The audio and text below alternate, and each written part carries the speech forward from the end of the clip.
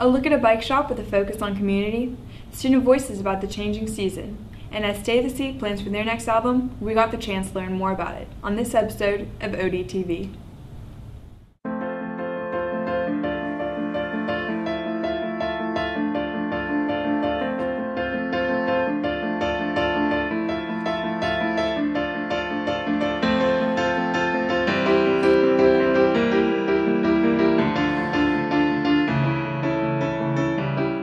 Welcome to ODTV. My name is Nicholas Byrne, and I'm here with Violet Merritt. Ben's Bike Shop is a small bike shop in downtown Athens that focuses on restoring and selling bicycles to locals. This business promotes a healthier lifestyle through biking and involving itself with other community organizations.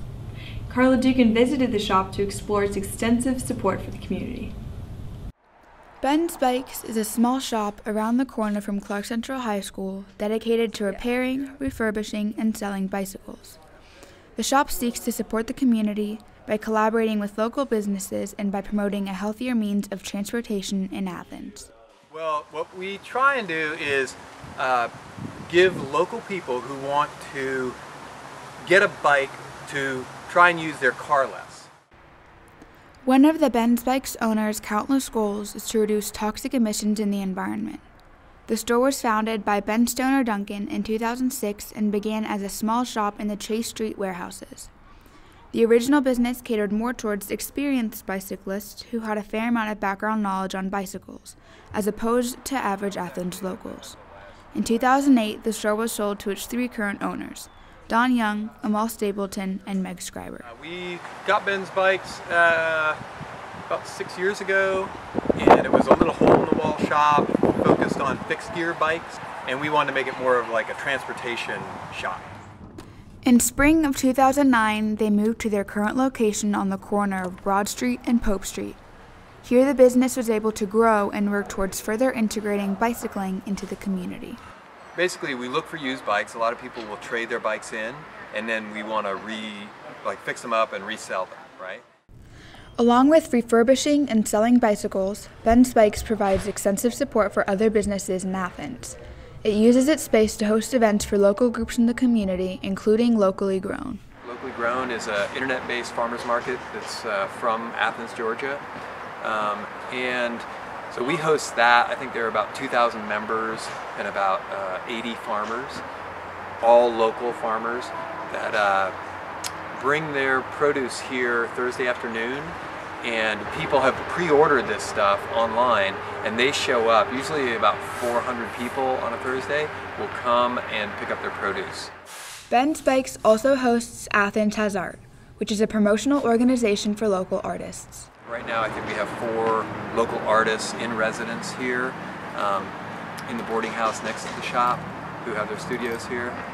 So it's a way for us to support the local art scene through music, through visual arts, and then support the local food scene, which we're very interested in.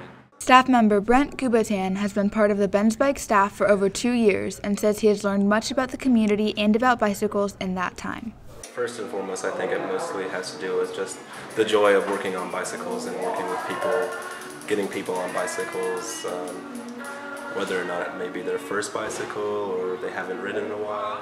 Young says Ben's Bikes does not have any intent to expand. The owners plan to continue to find ways to support other local businesses and will keep the shop at a size where they maintain personal interactions with their customers. It's not just a typical model of growing and thriving type of thing. And really I don't think that's thriving so much. It's just accumulating wealth. For us, wealth is community.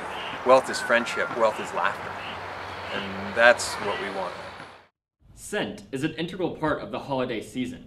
Whether it be hot chocolate, pine trees, or baking latkes, everyone has some type of idea about what this time of year smells like to them. Let's go now to Rigel Turner to learn more about the scent of the season.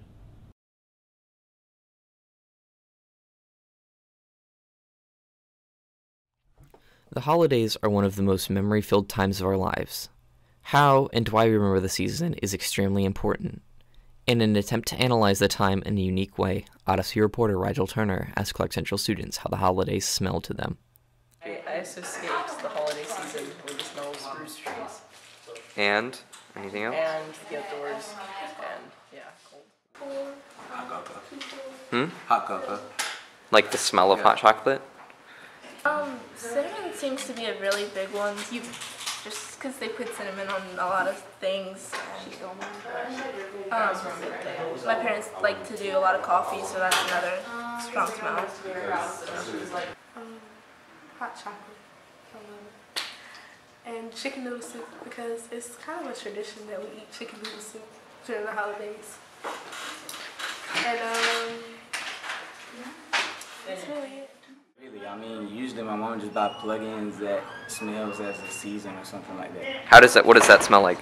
Apple pie, apple cinnamon. So it's like an air freshener that smells like apple pie. Awesome.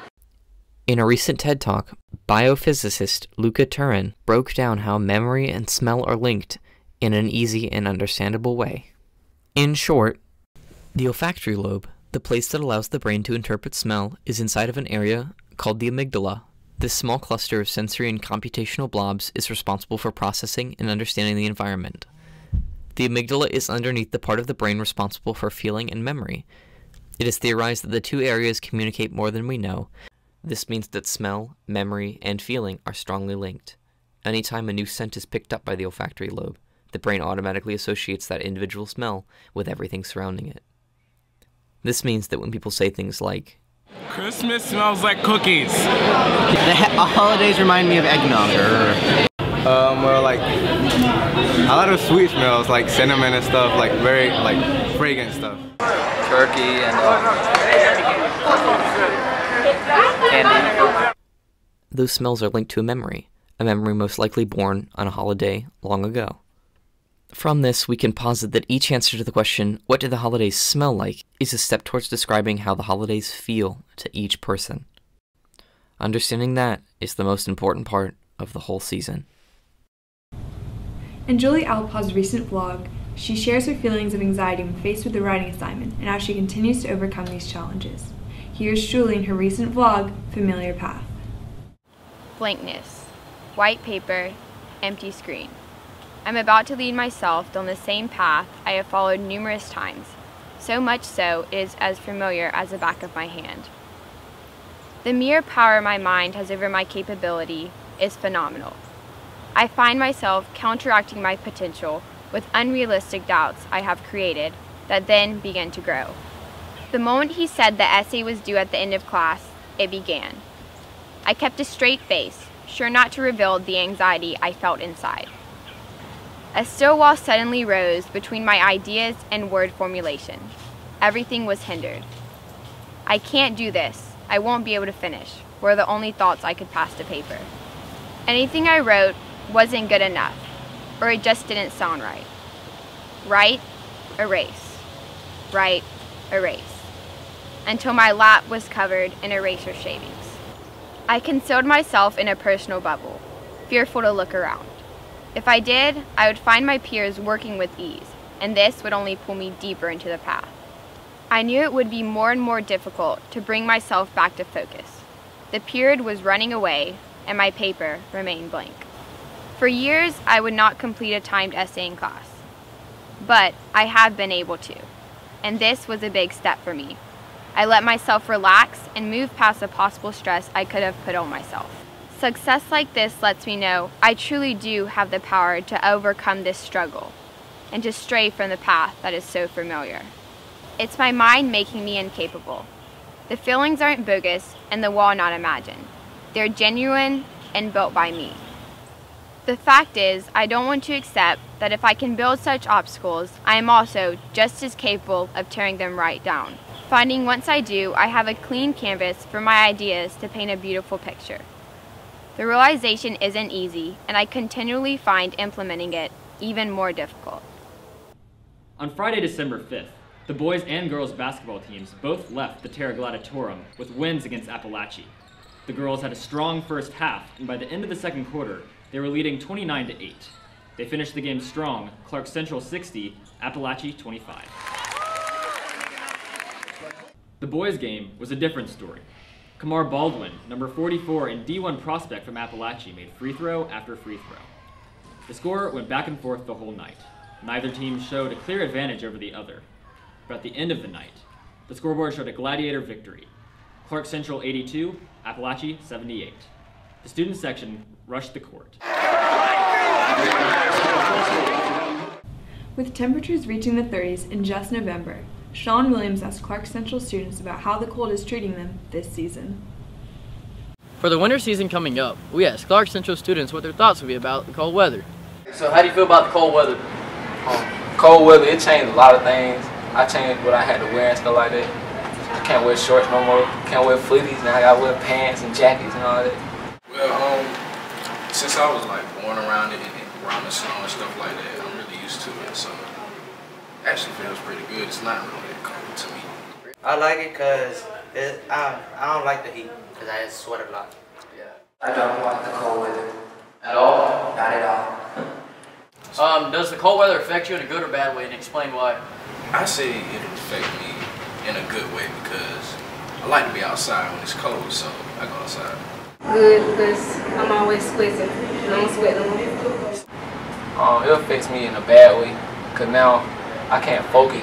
And then the room will be cold. They don't even want to turn on the heat and stuff like that, man. It affects me in a bad way because I can't wear what I usually wear to school. And what do you usually wear? Like, I usually wear shorts, but now I can't wear it because it's cold. Does the cold weather affect you when you're switching classes outside? Oh yeah, it does. I have to walk all the way to the new building. And the wind be blowing and be in my eyes and stuff. I'll be in water. Sometimes. It's too windy and the wind be hitting my face. My papers? Yes. Everything. No, not really, because I like the cold. Do you wish it was warmer? Nope, I actually like the cold because I'm outside more without sweating. And people at Clark Central, when they tend to sweat, they smell pretty bad. So. Yeah, I do. Just a little bit. I don't like hot weather. What do you enjoy most about the cold weather? I think the Christmas holidays. Thanksgiving just passed. Ate like really good. So yeah, the holidays. I say the holidays. I'm tired. Basketball season. The breaks, especially Christmas break. This has been Shawn Williams with Odyssey Online.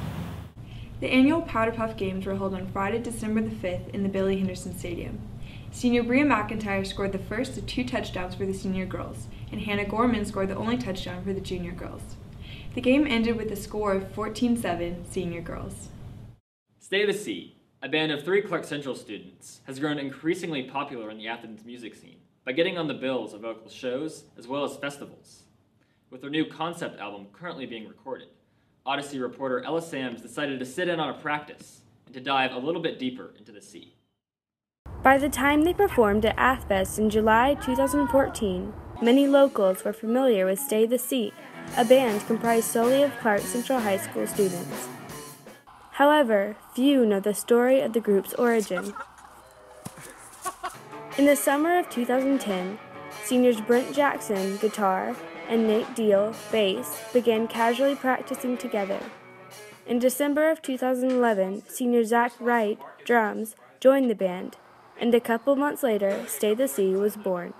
But yeah, it's all just home stuff, just doing what we can with what we've got, pretty much. Since then, the band has appeared at multiple music festivals, both locally and elsewhere in the state. The 3 members practice weekly. Throughout these 3 years, Jackson has developed their songmaking process. It starts with like me most of the time. I usually will like just kind of demo out rough structures of stuff on my computer just by myself at my house. I'll usually do like the guitars and then like very rough drum tracks to go along with it. And then from there, we usually will just, me and Nate and me and Zach, or all 3 of us, will just like get together and like restructure it if necessary and like add in the bass parts, and then Zach will do his thing on drums. It's a pretty collaborative effort, but it usually starts with the guitars. Jackson says the band's style has shifted over the years. Post-rock is probably the closest thing most recently. Post-rock specifically is kind of like taking traditional rock instruments like guitar, drums, bass, and making non-traditional sounds with them. I could hear something in my head and then get it out. You know what I mean? Right. It wasn't just like random stuff or whatever. The band plans for their second album to be what Wright calls a concept album. From my understanding, a concept album is basically they're not really a storyline to it, but it is based off of a subject, and you just put different parts, you break it up into different sections. An approaching end to high school brings uncertainty in the future of the band. Despite this, Stay the Sea hopes to remain in touch. I don't really see us breaking up as a band. Even if we can't like get together and practice and play shows regularly, we'll still probably be like emailing songs back and forth and stuff like that. And then once school is over, or when we get out of school for breaks and whatever, we'll probably get together and still play shows when we can, practice when we can, that kind of thing. So, I mean, I see us staying together even despite us going off to college in the next year and stuff like that. So that's the goal.